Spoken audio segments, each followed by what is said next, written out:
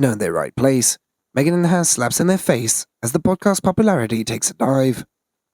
Meghan Markle much anticipated podcast series for Spotify has suffered a nosedive in the charts ahead of next week's final episode. Meghan Markle Archetype series had suffered an embarrassing plunge in the podcast charts this week. The Spotify podcast series, which was just one episode left, has failed to take off despite the couple's report £18 million deal with Spotify. The Daily Mirror royal correspondent Russell Myers said that there is mounting pressure on the Sussexes following the flop. He told the True Royalty TV's The Royal Beat the podcast got off the great start, but it is currently in the 70s in the charts this week.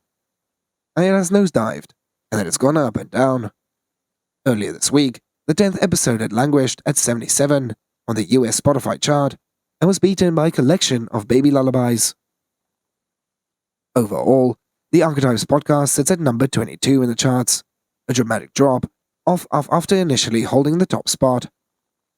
Mr. Myers also discussed the couple's weird personal messages to Sir Elton John ahead of his farewell concert in California this week. In the clip, which appeared to have been filmed at the couple's Archwell offices, Harry said to Elton John, "Thank you for being a friend that you were to my mum. Thank you for being our friend. Thank you for being a friend to our kids." And the clip ends with Meghan placing her head on Harry's chest and blowing a kiss to the cameras. He explained they did some weird video for Elton John this week, which I felt was a bit mishmash of the two of them paying tribute to Elton John. They haven't found their groove, and in one sense, they are still trying to create news for themselves and things to do. But there's a lot of pressure on them. As the latest Archetypes episode, titled Beyond the Archetype, Human Being, saw Meghan discuss sexuality, identity, and femininity.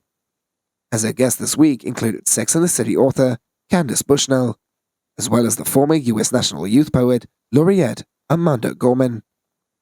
The 24-year-old poet posted a poke picture on Instagram Wednesday, where she was posed arm in arm with the Duke and the Duchess of Sussex.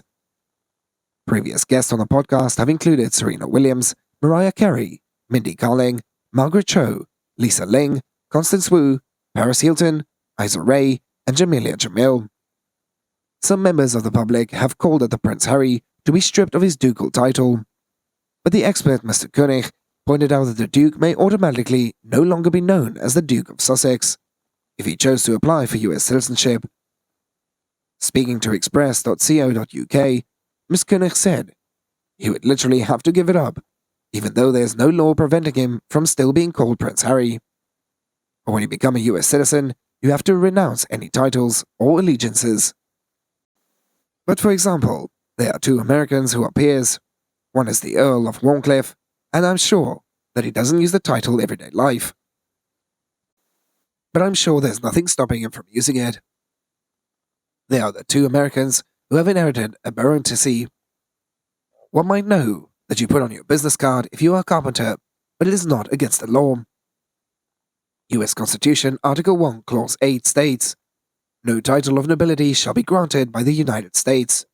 No person holding any office of profit or trust under them shall without the consent of the Congress, except of any present, emolument office or title of any kind whatever, from any king, prince, or foreign state."